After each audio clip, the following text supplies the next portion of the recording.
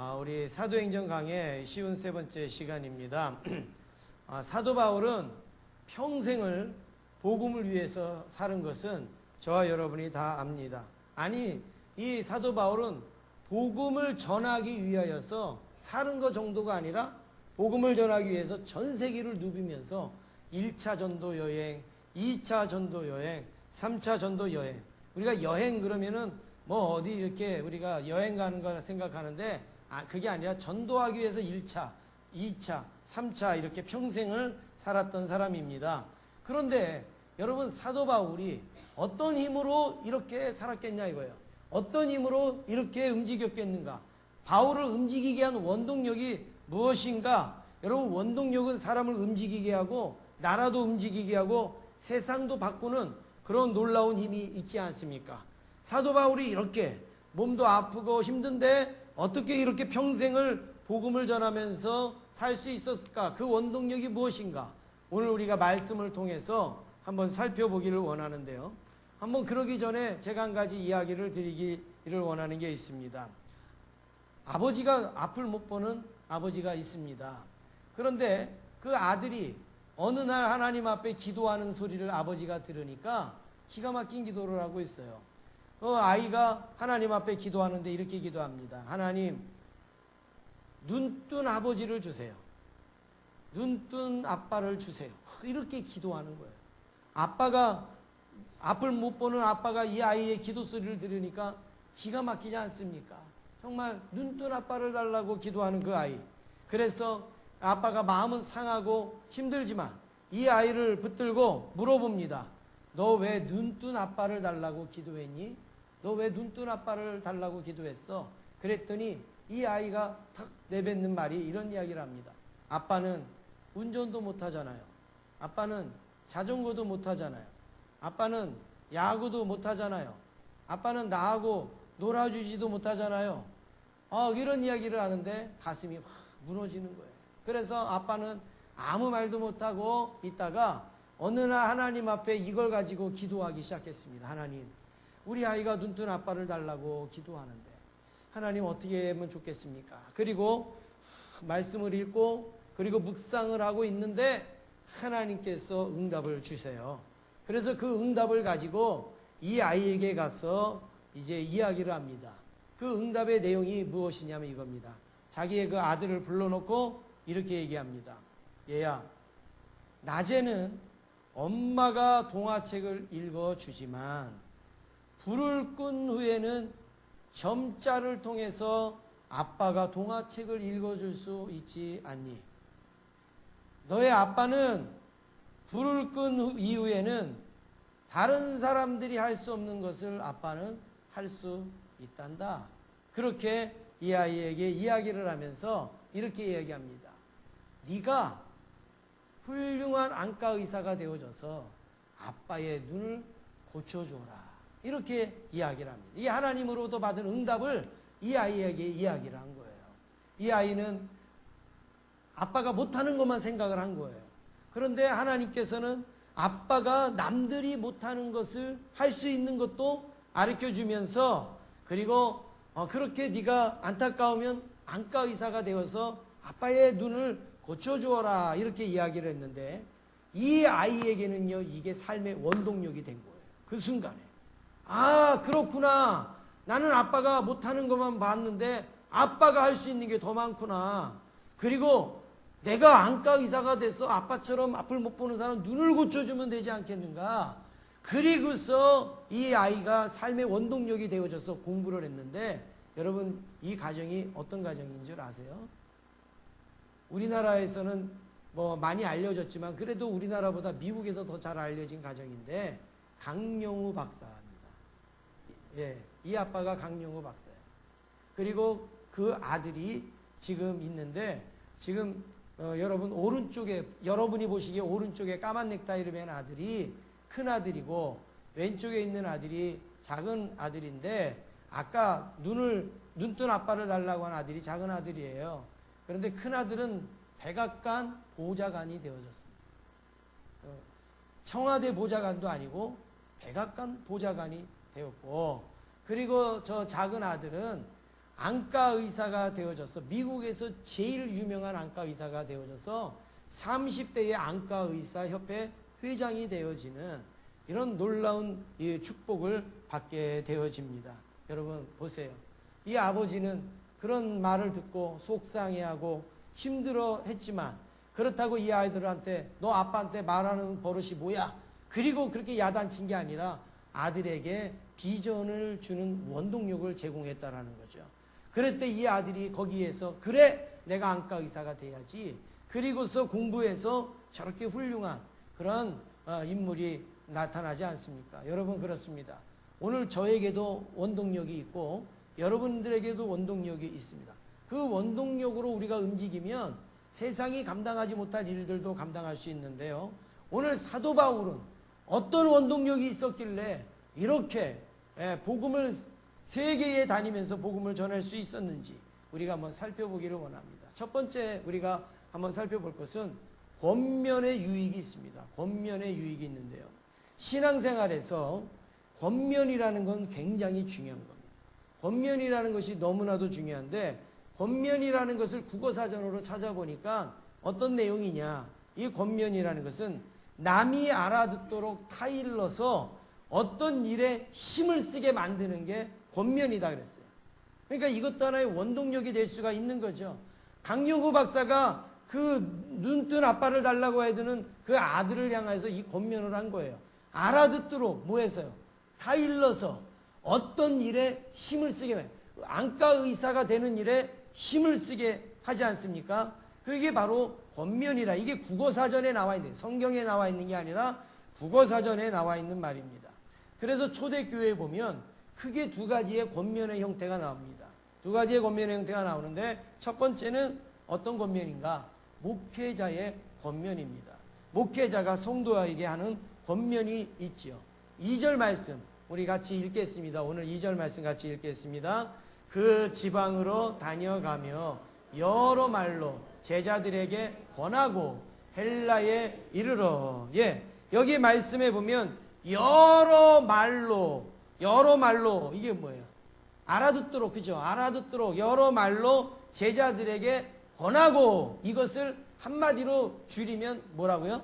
권면이다. 이게 권면이라는 거죠. 알아듣도록 여러 말로 권하는 거, 이게 바로 권면이라 말하는데요. 여기서 권한다라는 의미는 헬라어로 파라칼레오 이렇게 불려집니다. 카라칼레오인데 이 의미는 뭐냐면 간곡하게 알아듣도록 이야기한다 이게. 간곡하게 알아듣도록. 뭔가 잘 못 알아들어요. 뭔가 잘 분별을 못해요. 근데 그걸 알아듣도록 간곡하게 이야기해 주는 거, 이게 바로 권면이라는 겁니다. 저는 이 권면이라는 단어를 굉장히 좋아합니다. 같은 권씨니까 제가 굉장히 좋아하는데요. 바울은 다니는 곳곳마다 권면하고 다녔어요. 로마에 가면 로마에 가서 권면, 빌립보에 가면 빌립보에 가서 권면하고, 이 바울은 다니는 데마다 목회자의 심정으로 권면을 했는데 무슨 내용을 권면했겠습니까? 뻔하죠. 하나님에 대해서 권면했겠죠. 구원에 대해서 권면했겠죠. 믿음에 대해서 권면했고 신앙에 대해서 권면했을 겁니다. 이게 바로 목회자의 권면인데, 그런데 여러분 이 목회자의 권면은 굉장히 중요한 겁니다. 이 목회자의 권면은 대단한 겁니다. 왜 그런가 하면 여러분 말씀을 한번 같이 읽겠습니다. 고린도후서 5장 20절 말씀을 우리 한번 같이 읽겠습니다. 우리 앞에 화면에 있습니다. 우리 한번 차근차근히 같이 읽겠습니다. 시작. 그러므로 우리가 그리스도를 대신하여 사신이 되어 하나님이 우리를 통하여 너희를 권면하시는 것 같이 그리스도를 대신하여 간청하노니 너희는 하나님과 화목하라. 여러분 이 말씀을 우리 앞에서부터 한번 차근차근히 한번 살펴보기를 바랍니다. 여기서 그러므로 우리가 그랬는데, 우리라고 하는 것은 사도 바울과 복음을 전하는 사람들을 가리키는 거죠. 한마디로 말해서 목회자를 가리키는 거예요. 우리가 누구를 대신해요? 그리스도를 대신해서 사신으로 무슨 일을 합니까? 그리스도를 대신해서 무슨 일을 한다고요? 네? 예, 너희를 뭐 한다고요? 권면하는 것 같이, 권면하는 것 같이. 그 다음에 그리스도를 대신하여 뭐 한다고요? 간청하노니. 여러분 아까 권면하고 간청하고 같은 의미라 그랬죠. 알아듣도록 간청한다 그랬잖아요. 그러니까 여기서도 그리스도를 대신하여 권면하노니, 이 말이 똑같은 말이에요. 간청하노니. 무엇을 간청하고 있어? 무엇을 권면하고 있습니까?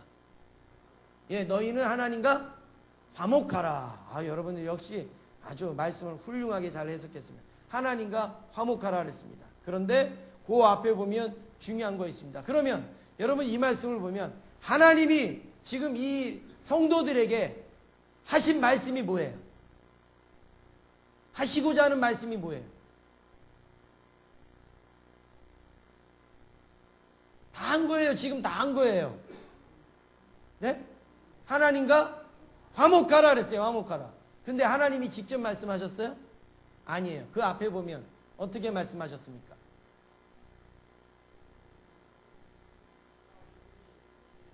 네. 하나님이 우리를 통하여 그랬어요. 우리를 통하여, 제자들을 통하여, 목회자를 통하여, 그리스도의 사신이 된 목회자를 통하여 뭘 하셨어요? 권면하셨어요. 권면하신 내용이 뭐예요? 하나님과 화목하라. 하나님과 화목하라. 바로 이게 그 하나님의 권면입니다. 그러므로 여러분 목회자의 권면은 우리가 성경적으로 살펴보면 하나님을 통한 권면이에요. 믿습니까? 하나님께서 하시는 권면을 목회자를 통해서 하는 거예요. 설교도 마찬가지 아닙니까?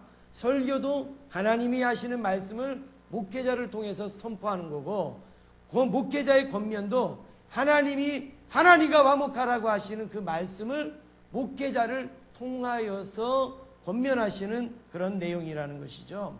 그래서 여러분 목회자가 권면할 때에, 목회자가 무슨 사생활 뭐 이런 거 권면할 때야 뭐 그렇겠지만 목회자를 신적으로 보라는 내용이 아닙니다. 목회자를 신처럼 받들라는 내용이 아니에요. 목회자의 사명이 그렇다라는 거예요. 목회자의 역할이 그렇다라는 겁니다. 목회자가 하나님의 말씀을 근거로, 목회자가 하나님의 말씀을 기초로 권면을 하면 그 권면을 어떻게 해요? 하나님의 권면인 것처럼 내가 받아들이면 그게 우리에게 유익이고 그리고 우리에게 축복이 됨을 오늘 말씀에서 하시고 있다라는 말씀입니다. 믿습니까? 그래서 여러분 목회자가 그냥 이렇게 지나가면서 예를 들어서 집사님 이제 기도하셔야지요 이렇게 말씀을 하면요, 여러분 목사님이 뭐 기도하려나 보다 이렇게 들으시면 안 되는 거예요. 누가 누구를 통해서 말씀하시는 거예요? 하나님이 목회자를 통해서 말씀하시는, 그런 어떤 믿음이 없다면요 우리 신앙생활할 이유가 없는 거예요. 그런 어떤 우리의 어떤 영적인 안목이 없으면 우리가 무슨 신앙생활을 하겠습니까? 그냥 목사 강론이나 듣는 거지 그게 무슨 신앙이겠어요? 아니에요.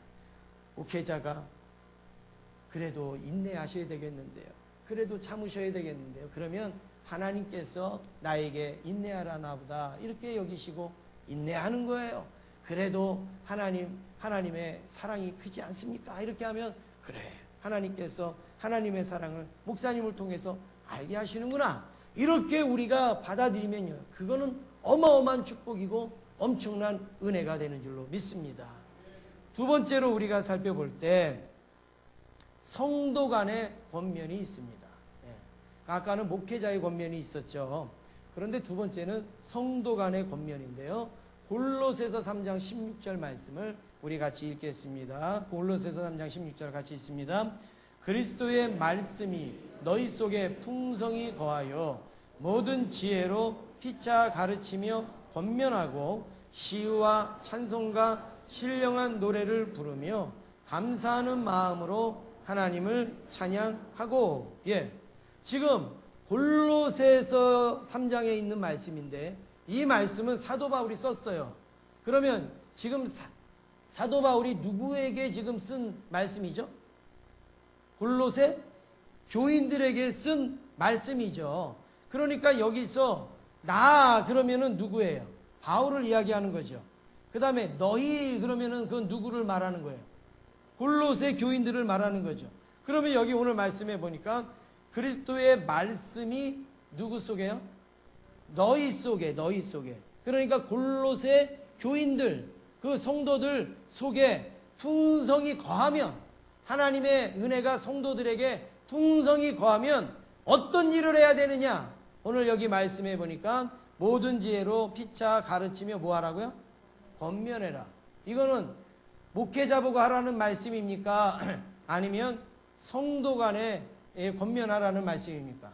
성도 간의 권면이에요. 그래서 여기에 보면 더 구체적으로 말씀드리면 어떻게 권면하라고요? 피차 권면하라 그랬어요. 피차. 그렇죠? 피자가 아니고 피차 권면해라. 이 피차 권면은 굉장히 중요합니다. 어떤 말씀인가 하면 내가 권면을 할 수도 있고 내가 권면 받을 수도 있는 게 피차예요. 어떤 분은 권면할 줄만 알아요. 요만큼의 권면은 받지도 못해요. 여러분, 이런 사람은 권면하면 안 돼요. 내가 받을 준비가 되어져 있는 사람이 권면을 해야지. 나는 권면을 받지도 못하면서 나는 누군가로 권면을 한다? 여러분, 누가 그 권면을 듣겠습니까? 누가 그 권면을 듣고 변화가 되겠습니까? 아니에요. 권면은 죄를 지적하라는 것도 아니에요.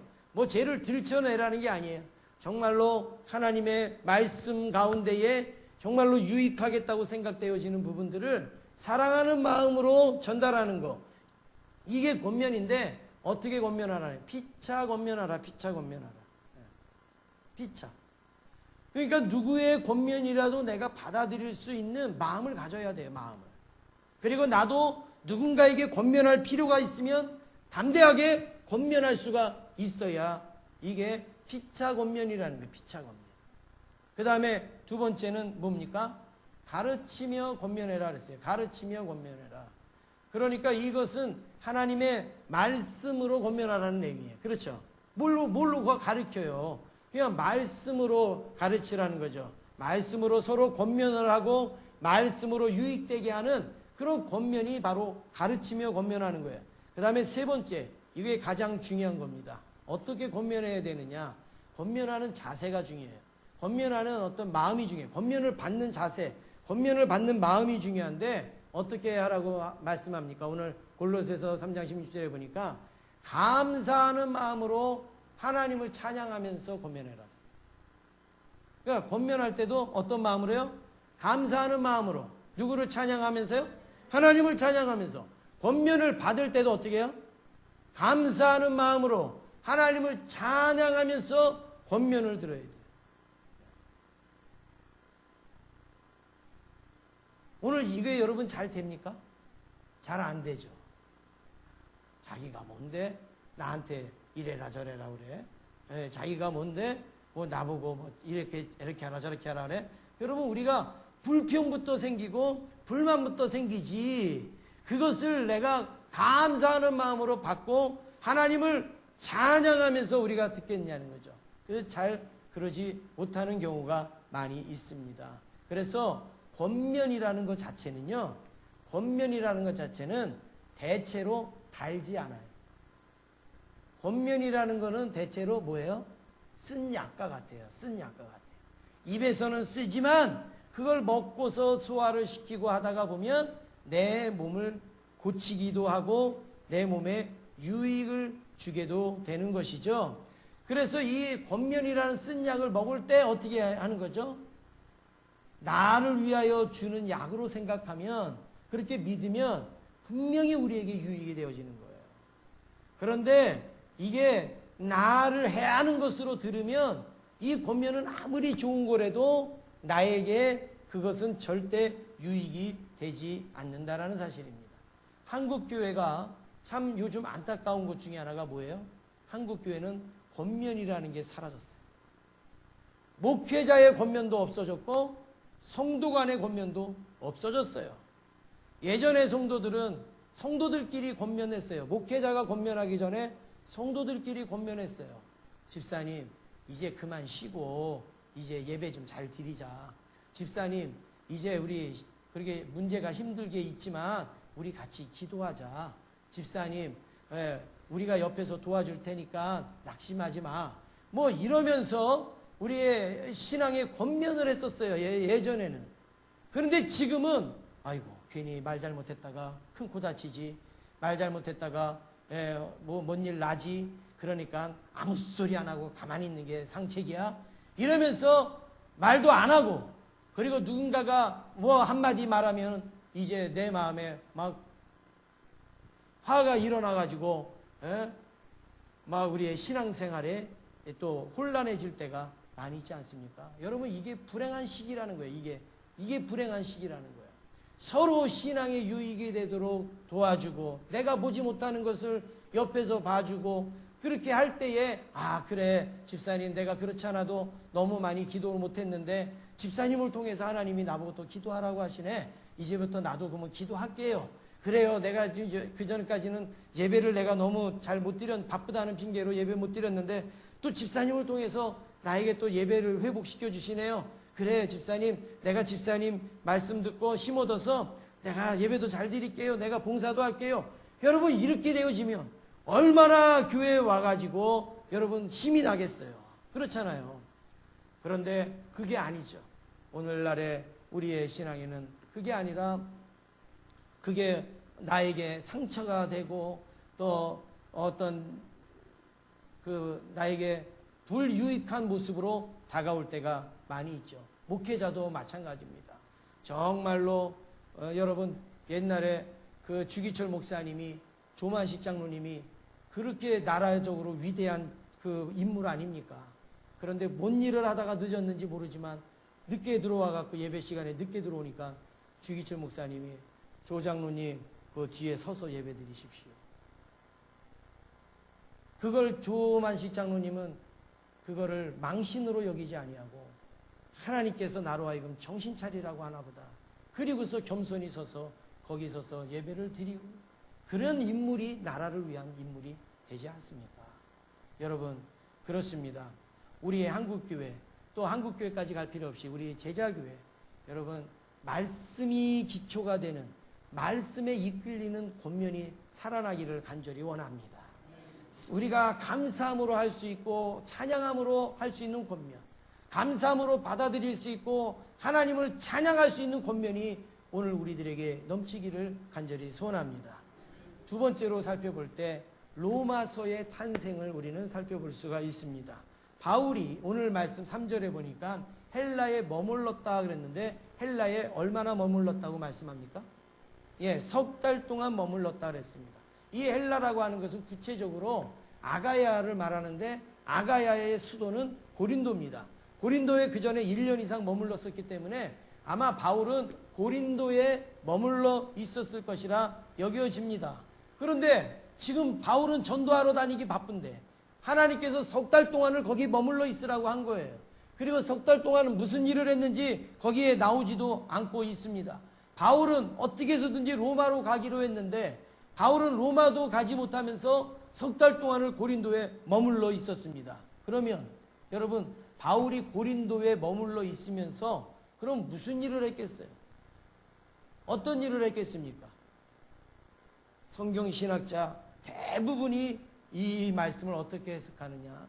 사도 바울이 고린도에 석 달 동안 머물러 있을 때 하나님의 말씀을 묵상하고 기도하면서 로마서를 썼다라는 거예요. 로마서를 썼다. 로마에 가지 못해요, 바울이요. 로마에 가고 싶은데 못 가요. 그러니까 어떻게 합니까? 사도 바울이 하나님의 영감을 받아서 감동으로 로마서를 쓰는 거예요. 그래서 자기는 못 가지만 로마서를 먼저 보내는 거죠. 그래서 그들로 하여금 하나님의 말씀을 듣고 복음을 믿을 수 있도록. 그래서 여러분, 복음의 핵심이 어디에 있느냐면 로마서에 있는데, 흔히 성경학자들이 로마서를 뭐라고 말씀하느냐? 성경 66권 중에 가장 뼈대가 되고 골격이 되는 성경책은 로마서라는 거예요. 로마서. 여러분, 우리 몸이 다 귀하죠. 손톱도 귀하고 다 귀해요. 그렇지만 우리 골격이 얼마나 중요합니까? 우리 이 골격이 갖춰진 데 살도 붙어 있고 힘줄도 붙어 있고 피도 흐르고, 그리고 우리의 또 피부도 있고 이렇게 되어지지 않습니까? 로마서가 그렇게 중요한 것인데, 이 중요한 로마서가 언제 쓰여졌느냐? 바로 사도 바울이 머물러 있을 때, 아무 사역도 안 하고 가만히 있을 때 하나님께서는 로마서를 기록하셨다는 사실입니다. 여러분, 여기에서 우리가 알 수 있는 것은 바로 그렇습니다. 바울은 움직이든 움직이지 않든 어디에 사로잡힌 사람이에요? 말씀에 사로잡힌 사람이에요.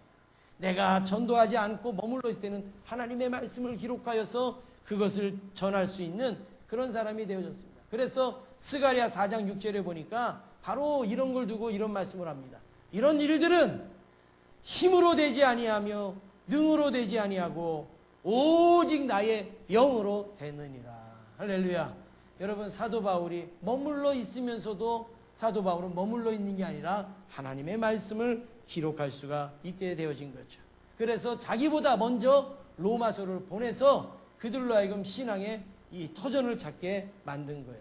우리 한국에 복음이 시작된 것이 여러분 언제라고 알고 계십니까? 혹시 아시는 분 계세요? 대체적으로 우리 한국교회가 지금 복음이 들어온 지가 몇 년 정도 지났다라고 우리가 이야기하죠? 네, 120년 이렇게 이야기하죠. 왜 그런가 하면 1884년에 언더우드 선교사님, 아펜젤러 선교사님이 제물포항에 들어온 시기부터 해가지고 이제 120년 뭐 이렇게 이야기를 하고 있습니다. 그런데 오늘날의 이제 선교학계에서는 새로운 어떤 학설이 나오고 있습니다. 그건 무엇이냐면 우리나라 선교 시점을 100년 앞당겨야 된다 이거죠. 100년 앞당겨야 된다. 그러니까 1800년도가 아니라 1780년대로 앞당겨야 된다라고 이야기하는데 그 근거가 무엇이냐면 언더우드 선교사나 아펠렌저 선교사가 와가지고 전도를 하는데 깜짝 놀란 게 있어요. 뭘까요? 네? 예, 신앙들이 그때 계셨어요? 아, 예, 아주 훌륭하십니다. 네. 아, 복음을 전하려고 하는데요. 사람들이 뭘 들고 다녀요? 성경책을 갖고 다녀요. 예수님에 대해서 아는 사람들이 있어요. 그래서 깜짝 놀란 거예요. 그래서 왜 그런가 봤더니 성경이 이미 들어왔어요. 일본을 통해서 들어왔고 저 중국을 통해서 예수 믿는 어떤 사람들이 이렇게 그 중국의 선교사들을 돕다가 한국 성경을 번역해서 들어오고 일본 선교를 돕다가 일본 선교를 하다가 들어오고 해갖고 이미 성경책이 먼저 전파된 거예요. 그래서 그 시기를 따져보니까 1780년대라. 그래서 우리나라 선교 시기가 100년이 더 앞서가는 거예요. 100년이 더. 그러니까 이제 120년 이렇게 아니라 우리 한국에 선교가 들어온 것은 적어도 200년이 됐다는 거죠. 200년. 그런데 더 근본적으로 설명하는 사람들은요. 200년보다 더 앞당깁니다. 왜 그러냐 하면 천주교를 통하여서도 그 전에 들어온 것까지 우리가 따지면 더 앞당기는데 그래도 근본적으로 말하면 한 1780년대 우리 한국에 이 말씀이 먼저 들어와야 돼. 말씀이 먼저 들어와. 지금 로마도 마찬가지예요. 바울이 로마로 못 갔지만 뭐가 먼저 가요? 로마서가 먼저 가는 거예요. 로마서가 그래서 그들에게 말씀을 이제 증거하게 됩니다. 바울은 머물러 있는 것 같지만 하나님은 바울을 통해서 말씀을 로마에 보내는 일을 하고 있고 오늘날에 우리가 읽는 이 로마서를 우리가 읽을 수 있는 엄청난 이 은혜를 이 말씀으로 우리에게 주신 것을 알 수 있습니다. 마지막으로 세 번째 우리가 살펴볼 것은 열심입니다. 열심. 바울이 예루살렘으로 가는 길에 지금 어디를 들리냐면 드로아라는 곳에 들립니다. 드로아에 들리는데 거기를 왜 들렸겠어요? 자꾸 들어오라는 거예요. 들어와. 가는데 나는 예루살렘으로 가려고 그러는데 자꾸 뭐예요? 들어와 그러잖아요. 그러니까 이 드로아에 얼마를 머물렀냐? 2회 동안을 머물렀다라고 말씀을 합니다. 2회 동안. 근데 이 사람들이 왜 들어오라고 그랬겠어요? 말씀을 들으려고. 그렇죠? 바울의 그 말씀을 들으려고 들어오라고 그랬습니다. 그런데 바울과 이 드로아 사람들이 얼마나 열심히였는가. 오늘 우리가 그것을 살펴보기를 원합니다. 첫 번째는 강론하는 열심이 있었습니다. 강론하는 열심. 7절 말씀을 우리 같이 읽겠습니다. 7절 함께 읽겠습니다.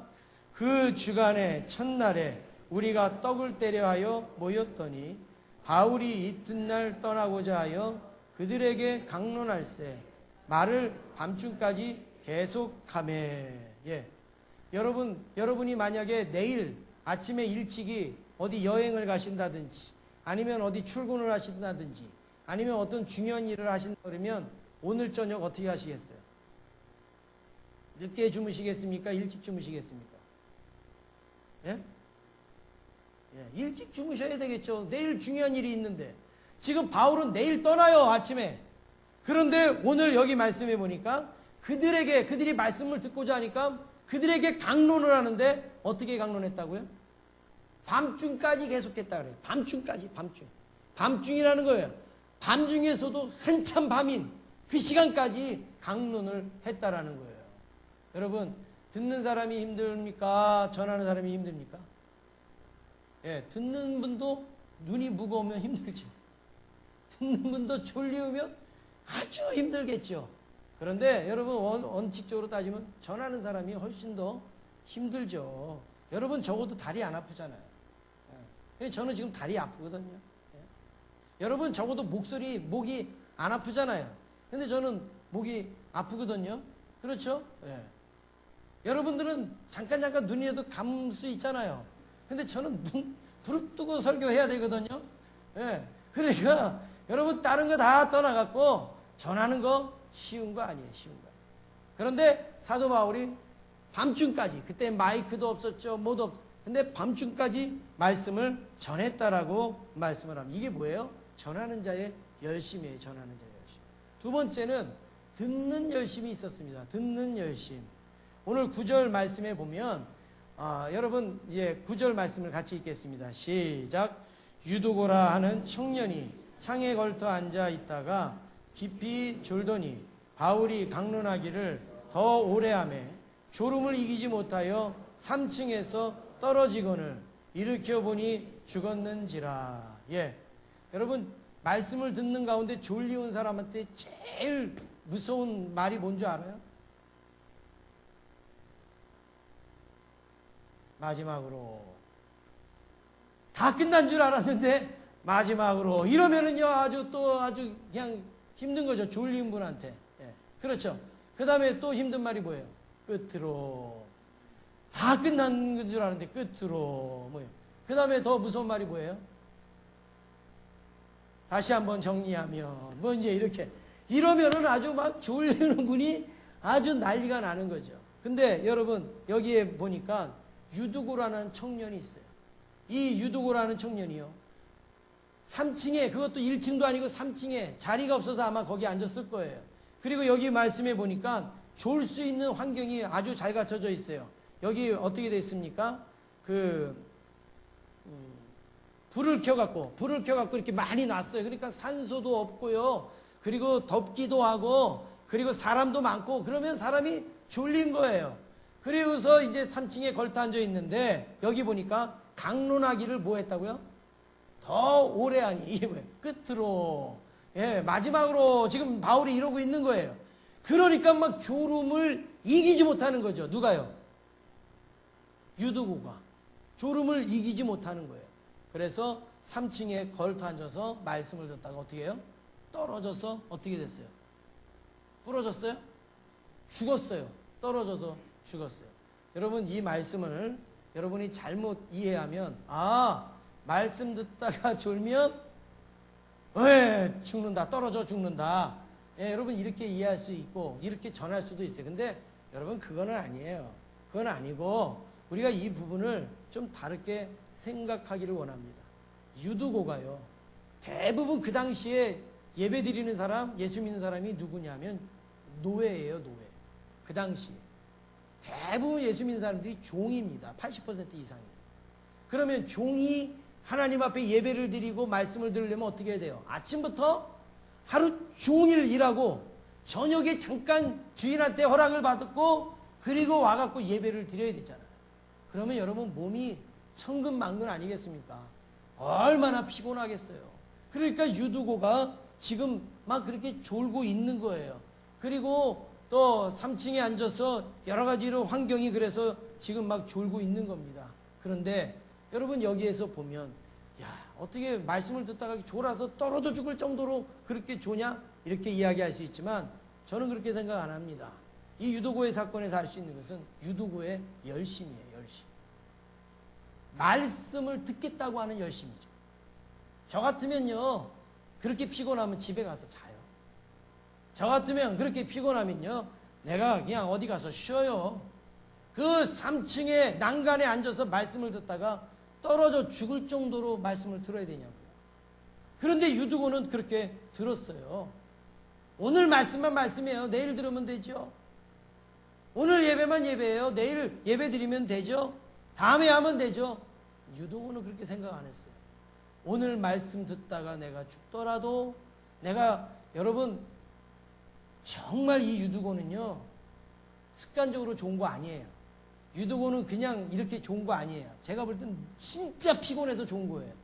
왜 그런가 하면, 여러분 예배 시간에 지금 졸고 있는 분들도요, 3층 난간에다 딱 앉혀놓으면요, 졸까요? 안 졸까요? 네? 졸아요? 안 졸아요? 안 졸죠. 졸면 죽는데 졸아요? 우리 교회도 3층 난간을 하나 만들어 놓으면 좋겠어요. 이렇게 조시는 분 있으면 거기 가서 앉으세요. 그러면 막 정신이 바짝 날 거예요. 그런데도 떨어져서 죽었다. 얼마나 피곤했겠냐. 얼마나 피곤. 그런데도 우리가 알 수 있는 거는 그래도 그 자리 지키고 앉아 있어요. 그리고도 그 말씀을 들었다는 거예요. 여러분 이게 중요한 거예요. 이게. 그 열심이 우리에게 중요하다는 사실입니다. 그러니까 유두고는요, 목숨 걸고 말씀을 들은 거죠. 목숨 걸고 말씀을 들은 거예요. 그래도 감사한 것은 이렇게 떨어져 죽었지만 사도 바울이 그를 안고 기도할 때에 하나님께서 다시금 그를 살려주셨죠. 저는 어떤 분을 알고 있는데, 그분은 하루로 나누면 하루에 3가지 일을 하는 사람을 알고 있습니다. 여자분인데 몇 가지 일한다고요? 3가지 일을 해요. 집이 너무 가난해요.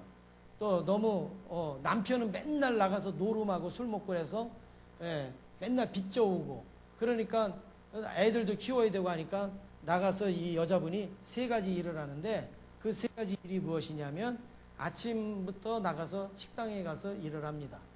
그리고 저녁에 퇴근해서 청소를 해요. 청소.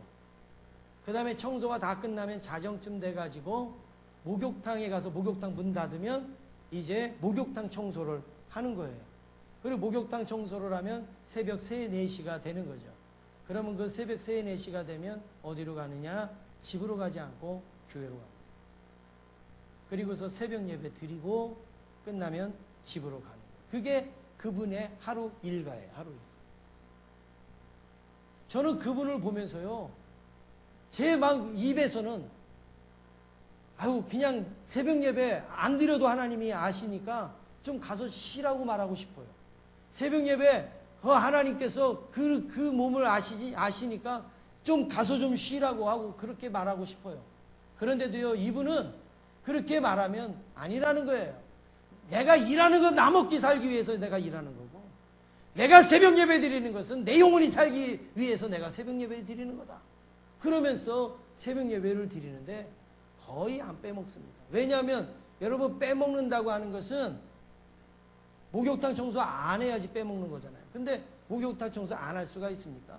그러니까 매일매일 새벽 예배에 나와서 예배를 드리는 거예요. 그래서 저는 너무나도 존경스러운 거예요. 성도지만 너무나도 존경스럽고 너무나도 위대해 보이는 거죠. 정말 아무것도 안 하고 정말 실컷 자면서도 우리 새벽 예배 드리기도 힘든데, 이분은 3가지 일을 하면서 그 새벽 예배를 드리고 있습니다. 저는 여러분, 그래서 제가 말씀드리는 것은 예수 믿는 거 쉬운 일 아니라는 거예요. 여러분, 예수 믿는 거 쉬워요? 어려워요? 어려워요. 쉽다고 여러분 이야기하시면 아마 여러분 제대로 신앙생활 안 하는 거예요. 예수 믿는 게 얼마나 힘듭니까? 여러분, 예수님 믿는 게 쉬우면요, 안 믿을 사람 어디 있어요? 예수 믿으면서 돈 생기면 안 믿을 사람 어디 있어요? 예수 믿으면서 막 장수 막 하면 안 믿을 사람 어디 있습니까? 예수 믿으면요, 시간도 없죠. 예수 믿으면 건강도 또 힘들죠. 예수 믿으면 여러분 또 여러 가지 또 우리가 어려운 일들도 있고 감당해야 될 일이 있잖아요. 내가 남들처럼 일하면서 예배 드리는 거 쉬운 겁니까? 남들처럼 돈 벌면서 헌금 드리는 거 쉬운 겁니까? 남들처럼 살면서 헌신하고 수고하고 봉사하고, 여러분 이거 결코 쉬운 거 아니에요. 거기다가 기도도 해야 되죠. 전도도 해야 되죠. 말씀도 들어야 되죠. 얼마나 힘듭니까? 솔직히 말해서 정말로 예수 믿는 거 힘듭니다. 그래서 예수님도 뭐라고 말씀하셨어요? 우리가 천국 가는 것이 넓은 문으로 들어가는 거라 그랬어요? 좁은 문으로 들어가는 거라 그랬어요? 좁은 문으로 들어가는 거라 그랬잖아요. 넓은 길로 가는 거라 그랬어요? 좁은 길로 가는 길이라 그랬어요? 좁은 길로 가는 길이라 예수님도 그렇게 말씀했어요. 그럼에도 불구하고 우리가 하나님 앞에 나오는 것은, 하나님은 우리의 열심을 원하시는 거죠. 우리가 하나님 앞에 열심으로 기도하고 예배드리고 하나님 앞에 열심으로 나가면 하나님께서 보상해 주실 날이 있기 때문에 오늘 우리가 그 열심으로 살아가게 되는 줄로 믿습니다. 그래서 여러분, 순교의 열매를 맺은 주기철 목사님께서 모판 위를 걸어가시면서 순교를 하면서 부르신 노래가, 주기철 목사님이 살아생전에 작사 작곡했던 노래, 뭐 작곡은 아니에요. 원래 있었던 곡이지만 작사했던 그 노래를 부르면서 순교를 하셨는데, 제가 그걸 다 부르지는 못하지만 한 절만 제가 하겠습니다. 정말 이 주기철 목사님이 예수 믿는 거 쉽지 않다라는 거 고백하는 거예요. 그러면서도 그 길을 가고 있다라는 거죠. 이렇게 불렀습니다. 눈물 없이 못 가는 길, 비 없이 못 가는 길,